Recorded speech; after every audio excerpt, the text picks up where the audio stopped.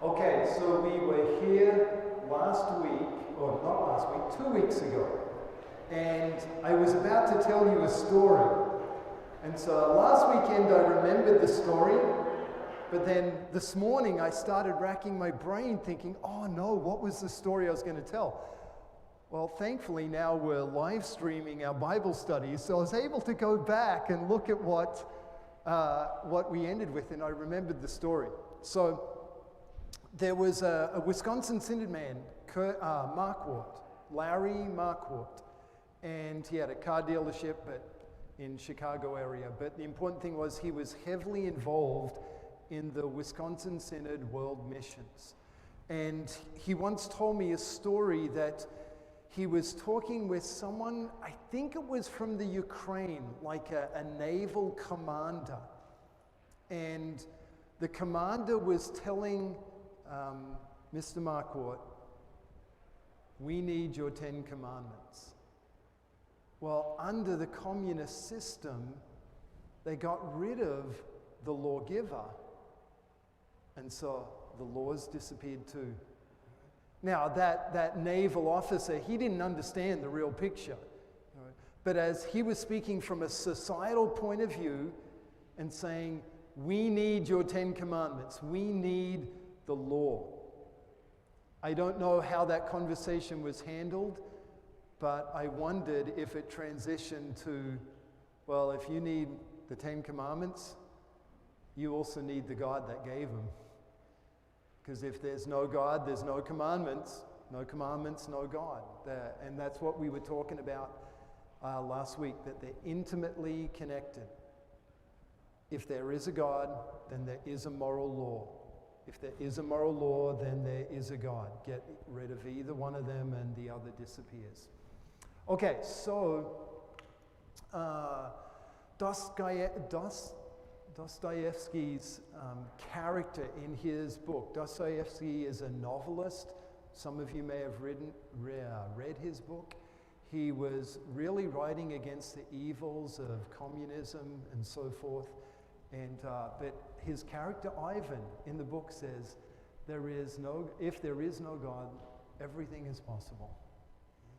And I think if there's one area of our life today that this really shows up, it's in the area of sexuality, which has now transformed or transitioned into gender and so forth. But the whole area of gender and sexuality, there's really no bounds now. I think at one point the Board for Home Outreach did a little bit of research. There were over 30 accepted pronouns by which you could refer to someone. Okay? So it's not just simply he, she, and it. It's 30 different types of pronouns to use to refer to a person because of their gender. Well, if there is no God, then everything is permissible. Okay? So that's with regards to gender. With regards to sexuality, it's not just homosexual or lesbian, it's LGBTQ, and now there's non-binary and all these different things. There's just, everything is permissible. It's just crazy. Okay? But what's the real reason? Yes?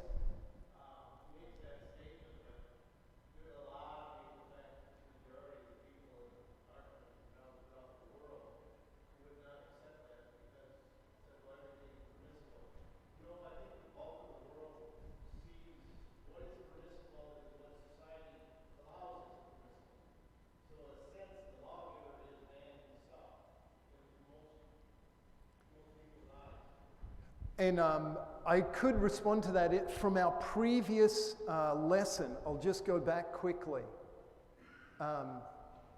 We were looking at this evidence. A guy named Lawrence Kohlberg did, you might say, groundbreaking research into morality. And he was not a Christian. I don't even know if he believed in God. Yeah. And that's postmodernism.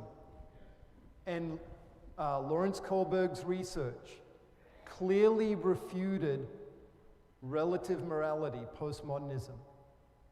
And his research, scientific research, shows that morality is not relative. It is singular and it is universal. Okay? Again, he's not a Christian. I don't know that he's an atheist, but I don't see anywhere that it says that he believes in God. Okay? And yet his research clearly shows that it's not culture, but it's nature that gives us this morality. Okay, so if we can, we'll move on. So everything is permissible. And that we see that in the world around us. Let's keep moving. Richard Dawkins also said, there is no right, there is no wrong. All we have is DNA and we dance to its music. It's interesting that Richard Dawkins has now become an agnostic. Agnostic in the sense, not that he believes in God, but he can't prove that God doesn't exist or couldn't exist. And so he's open to it on that level. But his conclusion then, if there is no God, then there is no right or wrong.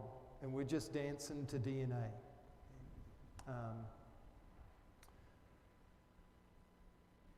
And we'll come back to this moral argument. We come back to it when we do a section on natural law. So I don't mean to just buzz through it, but I know we're going to come back to it at length. Okay? So here's what Paul stated in Romans 2:14 and 15. For when Gentiles who do not have the law do by nature what the law requires, they are a law to themselves even though they do not have the law. They show that the work of the law is written on their hearts, while their consciences also bear witness, and their conflicting thoughts accuse or even excuse them.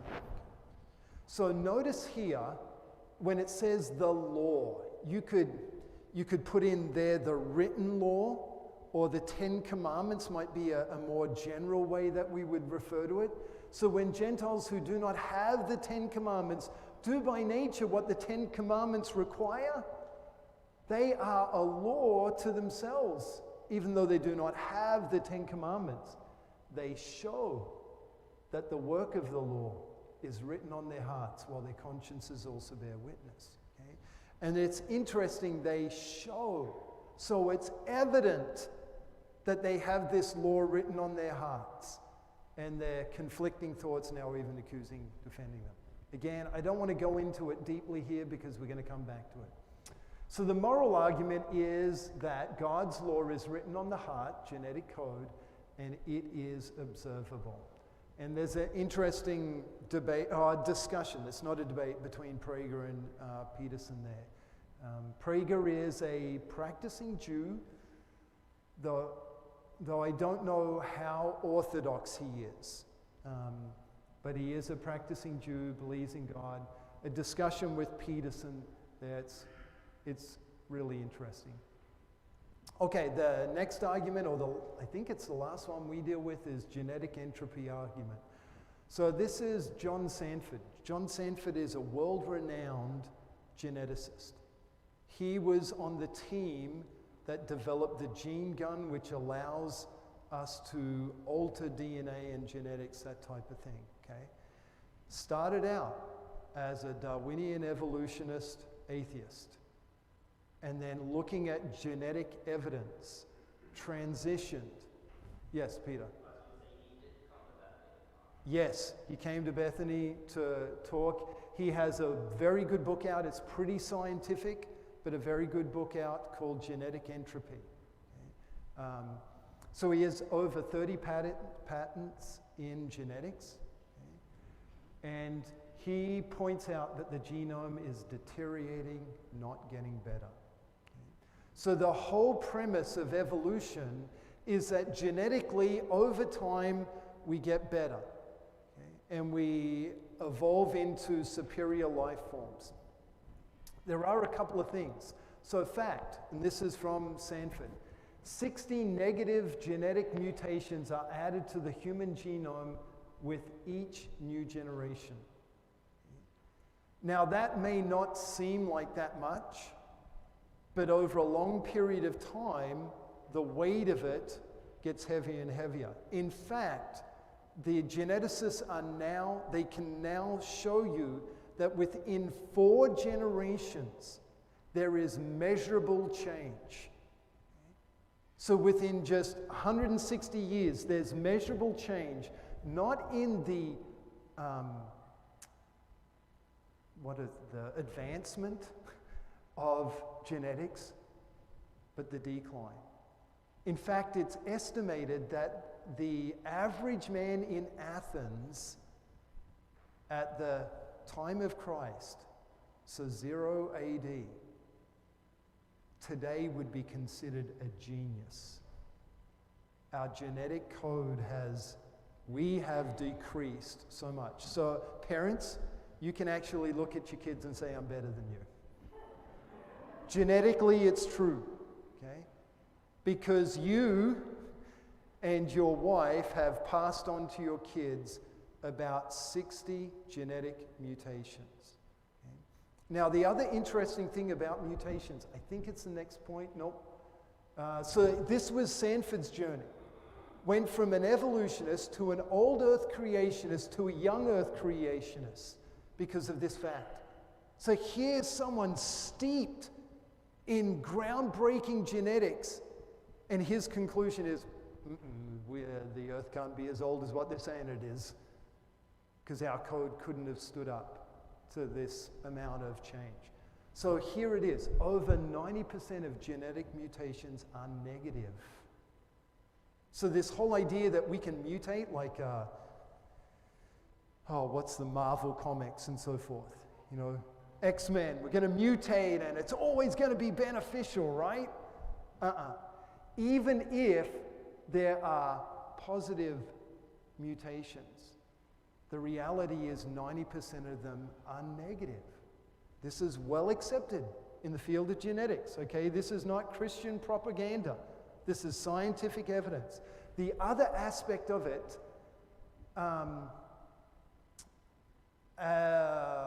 okay. Yeah, that's not what maybe I didn't. Maybe I was just putting this in as filler, okay. When genetic mutation occurs, most of the time, it is the subtraction of something. It's not the creation of something new. It's the breaking of the code so that that part no longer exists. And they can observe this in animals where we have all these different breeds of dogs, for instance. You can cause a breed of dogs to only be red. In actuality, what you are doing when you're breeding that way is you're breaking off all the other code that would allow that dog to be any other color. So you're not creating something new. You're just getting rid of all the diversity in the genome that God had placed there and limiting it so it can only be that type. Okay? That doesn't support evolution. That actually destroys it, because that development is actually a getting rid of information, not a gaining of information, which evolution requires. Now, evolutionists will throw up that there's got this bacteria where there's a genetic mutation, and now it can live in an acidic environment where previously it could not. Okay? And they'll say, see, that's proof that this bacteria evolved so that it could thrive in this environment. Okay? Well, there's a couple of things about that. The acidic environment is not the best place for that bacteria to live. Okay? And what happened was the code was broken off so that that particular bacteria could survive with that genetic mutation in that environment. Put it in a normal environment, that bacteria does not do well. The normal bacteria, the bacteria without the mutation, overcomes it and it basically gets starved out. So that mutation, you could say, is beneficial in an acidic environment, but that's not where that bacteria is normally found. Okay? And it was only done by the breaking off of code. not by the addition. So, yeah, we agree adaptation happens. But what is it? Is it the gaining of new information or the losing of information? And genetics is pointing to it's the losing of information. Well, that's not evolution. Not Darwinian evolution, at least. Rachel.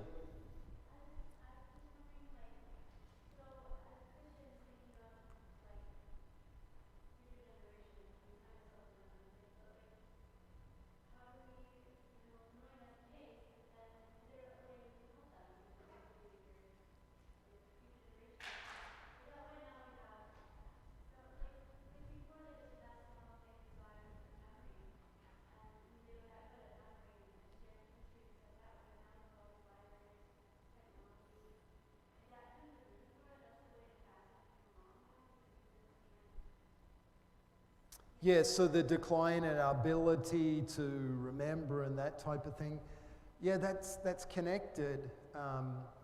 And you got to remember, I'm not a geneticist, okay? I can only read what other geneticists are saying.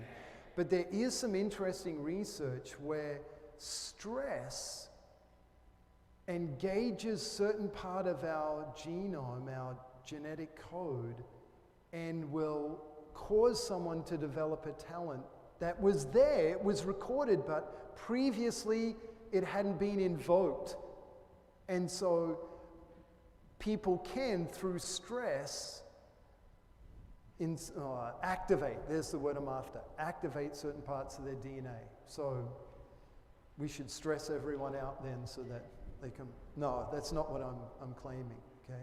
But that is interesting, that geneticists have now shown that under stress, a part of the DNA code will be activated so that person will gain or grow in a skill that they didn't have before.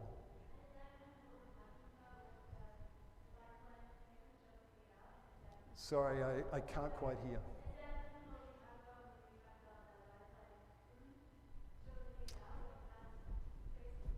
That stress, yeah, pushes the fluid into the wings and so forth. Yeah, that's more, I would say, design than genetics. But that's the design of the chrysalis and so forth. I'd say this really points out the, where you talk about stressors bringing out those talents or abilities in our genetics. That to me, it shows how deep the programming goes within us. Is as we are put into various situations, our DNA will even change to make it so we can survive and continue to thrive. From a science perspective or an evolutionary perspective, it's just pure chance, right? But if you're looking at it as a design, it's holy smokes, what we're capable of, we don't even know yet. And so it's just a matter of time before those things come out and we can change the design. Yeah, and so the difference would be that the Christian view is that God has put all of this information into our DNA code, and under certain circumstances, unfortunately, usually stress, it's activated. Okay? Evolution would say that information is gained. And we would say, no, it was there already. It just hadn't been activated. That's a huge difference. So yeah, look at the intricacy of our design. I mean, whoa, just mind-blowing. So that's the key part from a genetic point of view, that most of the change that we see is the breaking or the loss of code. And the reason we're declining is the ends of the chains are being broken off. And so there's the genetic mutations that are lost. Okay. Who was raising their hand? Jocelyn?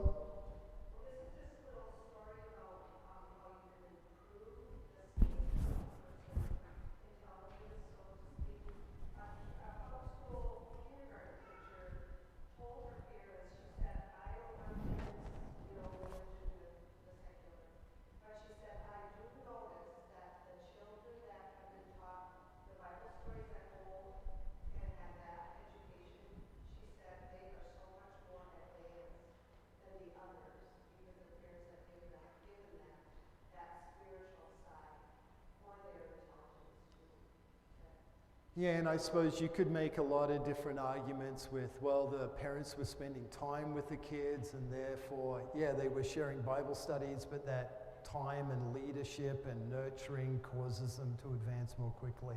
I think there's a lot more arguments. It would be hard to debate that objectively. Mm-hmm. Mm-hmm. Yep. Yeah, so research shows parents spending time reading books to their kids, it's good for them on an educational level. Certainly good for them on a spiritual level. If you're sharing Bible stories with them, you can achieve both. But the parents are just such an important part of the development of a child. Mike? I was listening to a Christian comedian on YouTube, and he asked a simple question: if we evolved from monkeys, why are there still monkeys? You expect me to have the answer?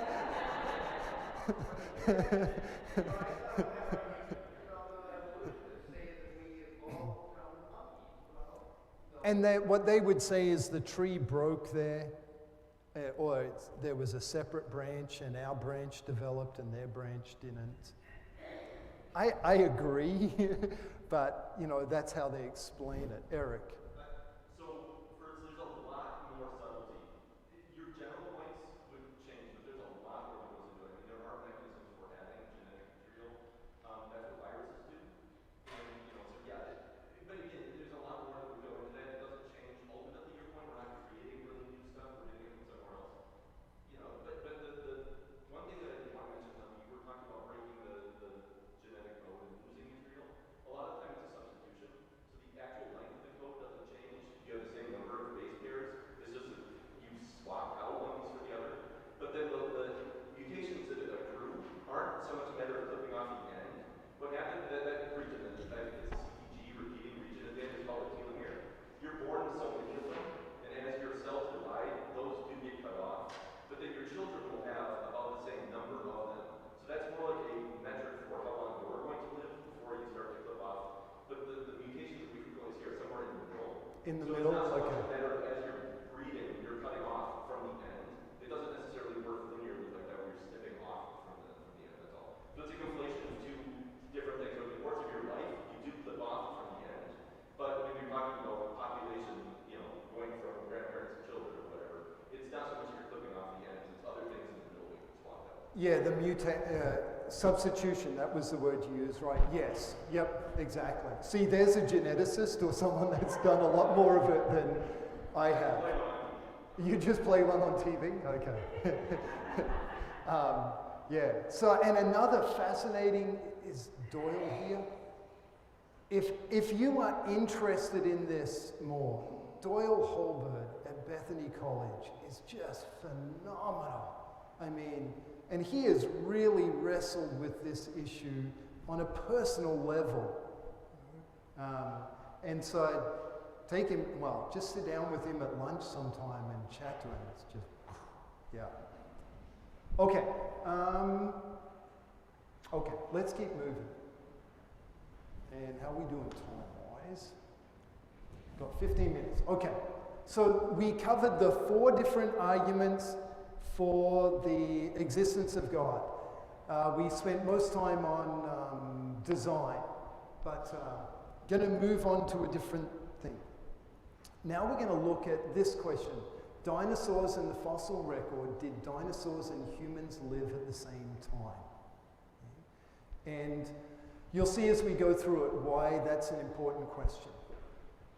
Okay, so Richard Lewontin is a well-known evolutionary biologist and geneticist, a secular scientist, open-minded. That's not just a rhetorical question. So Lewontin said, when it comes to evolution, we take the side of science in spite of the absurdity of some of its constructs, in spite of the tolerance of the scientific community for unsubstantiated just so stories, because we have a commitment to materialism.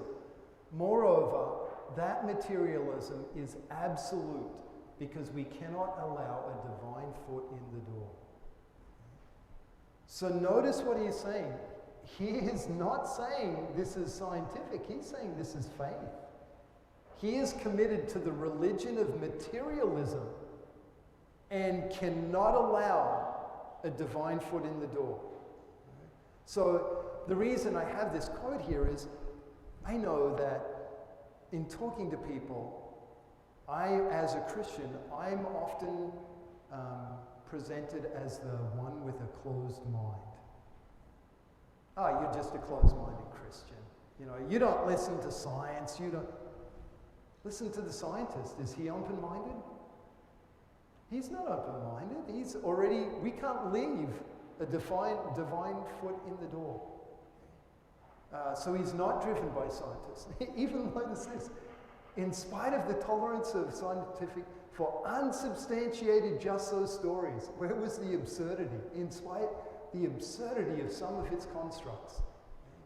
So he's even recognized, yeah, some of this is absurd, but we're committed to materialism. And for those of you that don't know, materialism is the worldview based on the thought that matter has always existed. There is no God, everything is matter, that's what's always existed. The Big Bang theory of Darwinism is founded on materialism. Ask them where the matter came from. I don't know. Ask a Christian where God comes from. I don't know. Same question, same answer, really. It's that which has always existed. Okay, so let's move. Where does the public stand on this? In 2013, so this is getting a little dated, but 46% of Americans believe that God created the world in pretty much its current form and did so within the last 10,000 years or so. So 7 years ago, 46% of the population said that. 32% of the public believes in theistic evolution. So that means, yeah, there is a God, but he used evolution. So evolution, Darwinian evolution is true, and the Bible is sort of true. 15% of Americans adhere to materialistic evolution. So they're straight out evolutionists. So they would be more along the lines of atheists as well, though it's not really true. Almost a decade ago, the percentage of atheists in the country, I think, was under 10%. It was something like 9 or 8%. So I don't know what the crossover there is with the 15% materialistic. Let's move on. Is the Bible description of a young earth accurate? So that's really what we're going to get at with this thought. How about the one horn in Job? If you were to open King James Version of the Bible and read Job 39, you would read about a unicorn. Okay? Well, what's a unicorn? Tell me what a unicorn is. It's not a trick question. It's a horse with a horn coming out of the center of its head. Is a unicorn a real animal?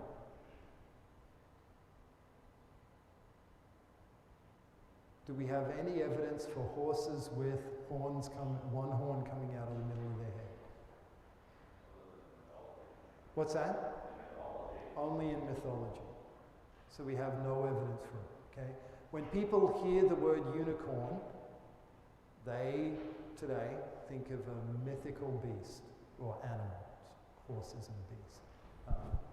So, what is it though? Okay. So here in the EHV, notice what they did. They said, is a wild ox willing to serve you? Will it spend the night at your manger? Will you lead the wild ox down a furrow with a rope? Will it work the fields in the valley behind you? Will you depend on it because it is so strong? Will you rely on it to lay before you? Will you trust it to return your seed grain and bring it to your threshing floor? Ra'im is translated monokros, one horn. That's the word here, Ra'im, for wild ox. Now, it's interesting. They don't want to translate it one horn, unicorn, because that's a mythical beast. But look at that description here. God's point to Job was, I'm so much bigger than you. How dare you question me?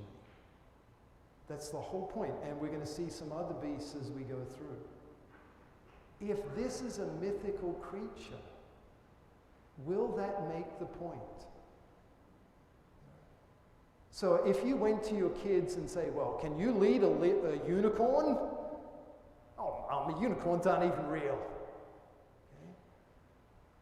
So I would argue from the context that this has to be a real beast. Otherwise, it loses its power to convince Job that he is small and God is big. And he starts out, where were you when I laid the foundations of the world? That was the whole point, Job. You're questioning me, the creator, and you're just a creature. And you're not even the mightiest of the creatures I've made. Okay? So I would argue this, well, not just me. One horn. Now, we don't want to translate it unicorn because that's mythical, and so they've translated it wild ox. And there are some attempts to explain it as an ox. Okay? But what they're really trying to avoid, all of those arguments are just trying to avoid one horn as the meaning. And should that be a problem for us? Okay? So did the one horns exist? Pliny the Elder wrote in his classic work, Naturalis Historia. The first century author, Pliny the Elder, described an exceedingly wild beast called monoceros, one horn. It makes a deep, lowing noise, and one black horn, 2 cubits long, projects from the middle of its forehead. Now, Pliny the Elder is a very well-respected historian. And he writes of a one horn. So why should we be so afraid of calling it one horn if Pliny the Elder? So here's a rhinoceros, one horn. It can't be what Pliny described though, because it was 2 cubits long. This is the Siberian unicorn. That's got potential. This is a known animal of the past. This isn't just make-believe, draw up a picture. Siberian unicorn. And yep, it's on grass, it's not on snow. Because there's evidence that Siberia was once very fertile, warm. And even the fur, it's not because it's cold, just like the woolly mammoth. The hair and oil glands on the woolly mammoth, they know it was a warm weather creature. And there they are, frozen in Siberia. So here's a possible. Looks a little like an ox. Got a huge horn on the front of it. That could be your unicorn of Job. The point is that this is seen as not so much a dinosaur, but an extinct animal from the past. Maybe it wasn't so separated from man. This point. So ostriches and other real creatures are described in the same section of Job. Therefore, one horn cannot be a mythical creature. Okay? So if we were to read through all of Job 39, you can see that other animals that we know exist are there. And so why would God throw in a mythical creature in the midst of real creatures? That would only undermine his argument. So again, I would say the evidence points to one horn being a real creature of Job's day. Okay, and this is really the point. Okay, so this is what we have as the fossil record. You've got man up here, and then you've got the dinosaurs and other life forms all the way down here. The dinosaurs and man are supposed to be separated by 65 million years. That's what the fossil record claims. Okay? So if Job saw a dinosaur, that would be evidence that dinosaurs and man were in existence at the same time, and therefore the fossil record cannot be correct. So that's the line of argument here. There's the different ages.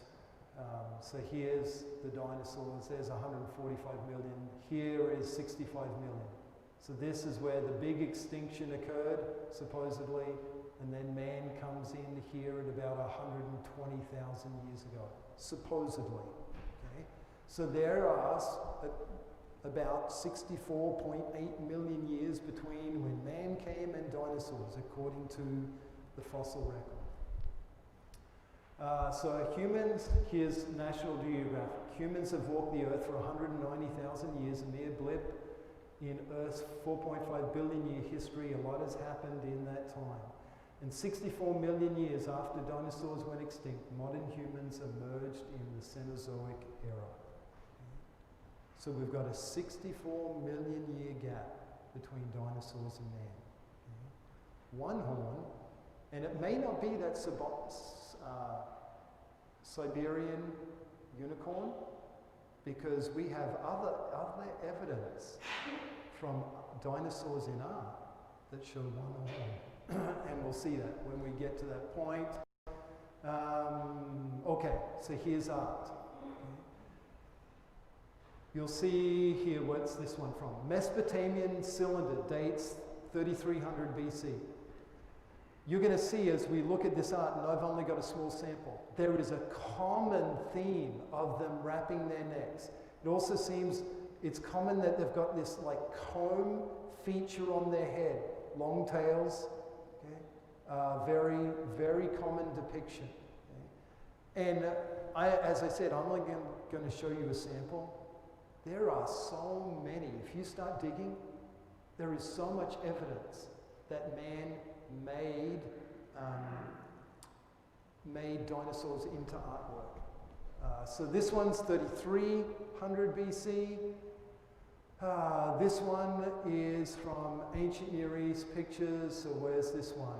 The slate palette from Herop. My tongue's not going to do that this morning. A royal residence of the kings of Upper Egypt and important archaeological site. So this is 3100 BC in Egypt this time. So we've gone from Mesopotamia to Egypt. Notice this again. Okay. Entwined necks, shorter tail this time. You've got natural, normal animal here. You've got people working up here, dinosaurs here, and they're even being controlled by these people with their leashes. And you can also sort of see the comb or whatever their head aspect was. Okay? So there's commonality there as well. So there's 3100. This is a Roman piece, a mosaic from 200 BC. Again, notice the entwined necks, and there's this comb. It's like ears on the top of their head, but we don't know what it is. We can't get any detail on what it is. So that's 200 BC. So 3,000 years later after those others. Here, this is the sculpture of a dinosaur head. And notice this. Got the unicorn on top of the head. Or the one horn coming out. So this horn out of the head may have been a common feature of many of the dinosaurs. Okay, this is fascinating. Okay, so this is a relief on a wall of a Cambodian temple that dates to 800 AD. This temple was lost in the jungle until recently discovered. What is that?